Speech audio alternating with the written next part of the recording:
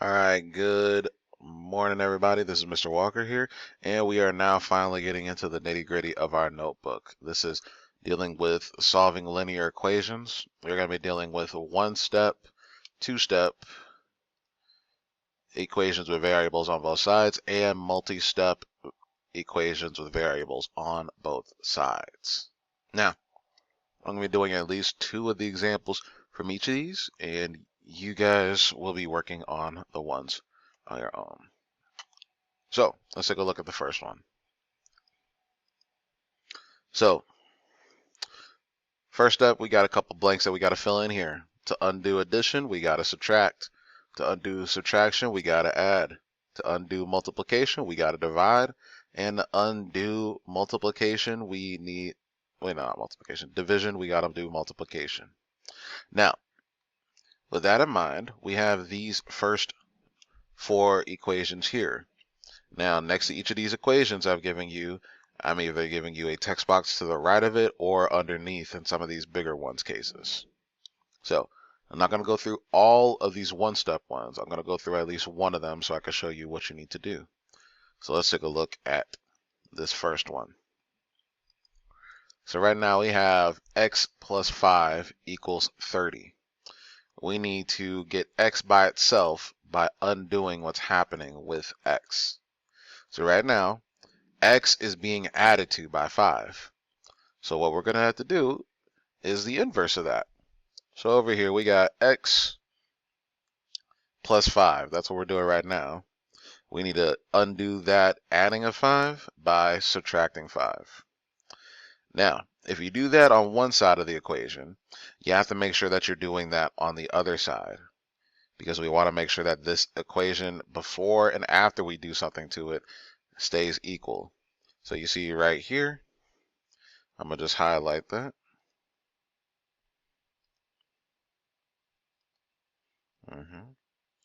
And right here. So these two things are what changes. It's the same thing here and the same thing here. If you do not do the same thing, then you do not have an equal equation. So underneath it, I'm going to write what's left after I get that inverse taken care of. So on the left side of this equal sign, I know if I take x and I add 5 to it and then subtract 5 to it, this 5 and this 5 end up canceling out, leaving me with just x. Sorry, got the hiccups. So I have just x over here. On the other side now, actually gonna make this come over a little bit so we keep it the same. Over here I got 30 minus 5. 30 minus 5 is 25. And because of that, we know that this all equals at the end, x equals 25. So wherever you see the change happening, I'd like for you to, display that change on your end, okay? Just so you know if you do mess up, you're able to catch it. So these ones right here, we got a subtraction problem. This is a minus 10. You know, to undo subtraction, you got to do addition. To undo multiplication, you got to do division. Wait, did I say to undo subtraction? Sorry. To undo subtraction, you have to do addition. To undo multiplication, you have to do division. My fault. Sorry, it's early in the morning. So this one I feel like you guys can be able to get done. I'm going to take a look at this one right here because I know displaying division and multiplication are a little bit different with, Google Slides. So let's deal with what we got here. I don't know why that's happening. There we go.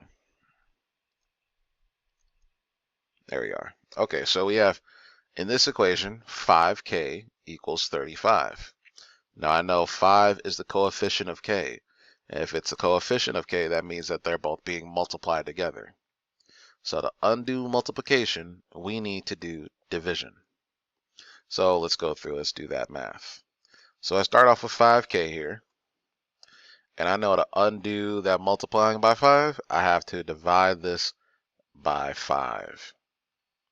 Now if I divide this side by 5, On the other side of my equal sign with the 35, I need to divide that also by 5. Now I'm putting the slash symbol instead of anything else because that's what I could type out on here. So I got that. So let's just do ourselves a favor. I'm going to highlight this personally, just so I keep up with what I'm doing on both sides. Okay. So I'm dividing both sides by 5 here. On this side, I'm left with just k by itself.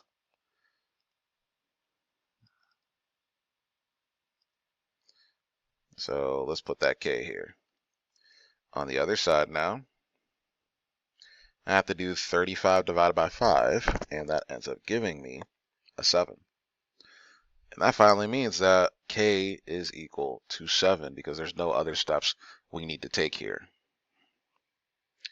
So you see, like as you go through this, it's, it gets a little simpler, and in some cases, you're able to just know what you need to do immediately. Sometimes you can eyeball these things. Sometimes you might have to do some more steps. So what we're going to do, we're going to take a look at one of these examples over here, and we are going to go through and solve it. So first off, when we're dealing with two-step equations, what we need to do is add or subtract any constants that we have here, and then we need to multiply or divide by any coefficients. So in this case here, we have 3x minus 8 equals 10. So we're going to deal with this using the steps I've given you. So let's come over. All right. So starting off, we're going to deal with adding or subtracting any constants. So the only constant over here is this 8. And right now we're subtracting it. So since we're subtracting it and we want to get rid of this, we're going to have to do the opposite, which is add it. So starting off, we got 3x minus 8. Then we put that inverse there, which is plus 8. On the other side now, we have 10. And because we have to keep it equal, we have plus 8 again. So we got both of these right here. Now, you don't have to go through and highlight them yourself. I'm doing this so you're able to see this a little more readily on your part. Okay, let's rewrite this underneath so we can make sure that we see what's changing. So we got 3x by itself now.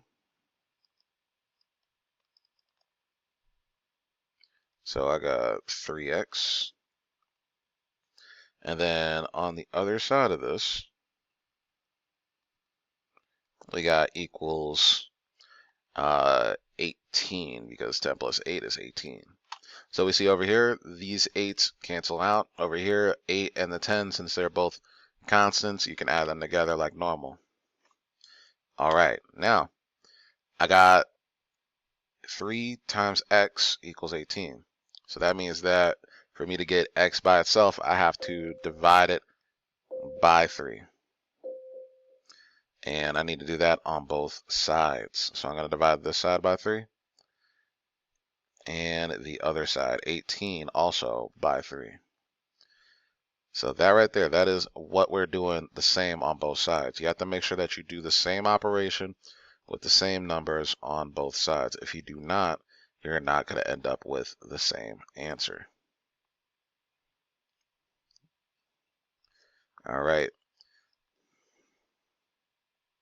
So let's take a look at our next part here. If I divide 3x by 3, 3 divided by 3 gives me just 1, which leaves x by itself.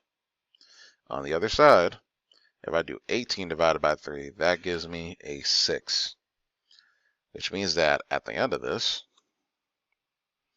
x will equal 6. Pretty easy. All right. Now you have 2 more here. We're going to deal with this last one because it is a little more complicated that you guys will see. So let's take a look at it. Go through here. We'll zoom in. There we go. All right. So Unlike what we've seen before, there are no addition and subtraction parts of this. So this means that we need to deal with what's happening here in this fraction, going from whatever's closest, sorry, not closest, furthest away from the x to what's closest to the x. So right now we have 4 times z, well, sorry, negative 4 times z, divided by 3 equals 10. What we're going to need to do is we need to do the opposite of what's happening here to z. Z is being divided by 3, and it's being multiplied by 4.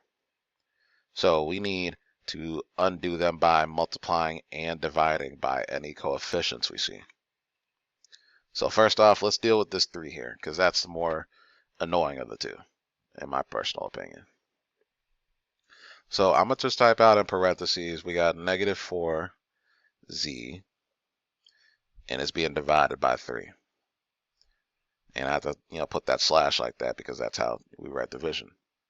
Now the opposite of dividing by 3 is multiplying by 3. So I'm going to put that times 3 right there. And that equals 10. And since we're trying to keep it equal, we need to put that times 3 over here. Okay?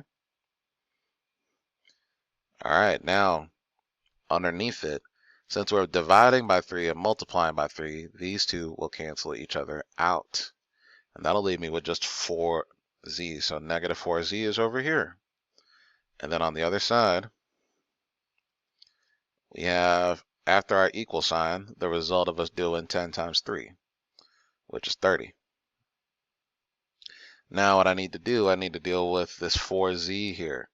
So right now this negative 4 is being multiplied by z. So the opposite of multiplying by negative 4 is dividing by it. So we're going to write negative 4z. And then we are dividing by, and I'm going to put in parentheses negative 4 just because we don't want to get confused or nothing. So we are dividing by that. Now over here on the other side, we are taking 30 and we are dividing that by negative 4. Now, if you know your times tables well, you know that negative 4 does not divide evenly into 30, which means we are going to get a decimal or a fraction, depending on your preference. So what I'm going to do, we're going to rewrite what we get from that result. So we have z by itself here. On the other side now, we have the result of what we get from that division. So I know I have a positive number divided by a negative number, which means my answer will be negative. I know 4 fits into 30 at least 7 times, and that gives me a remainder of 2, and that means that it is 7.5. Now I'm going to double check that over on my calculator because I want to make sure that I got that right.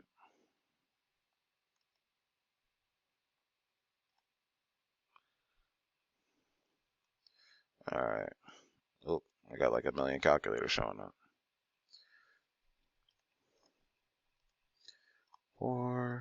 7.5, yep. So this z equals 7.5. Well, sorry, negative 7.5. Negative 7.5, because I have to make sure to put that negative. So remember, we did the same thing over here as we did on this side right here. If you do not do the same things, you end up with a different answer entirely because you're not being consistent. So make sure that when you go through your steps, you go through and do the same exact thing on both sides. All right, folks, I'm going to end off this video here, and then you guys will see me in the next part.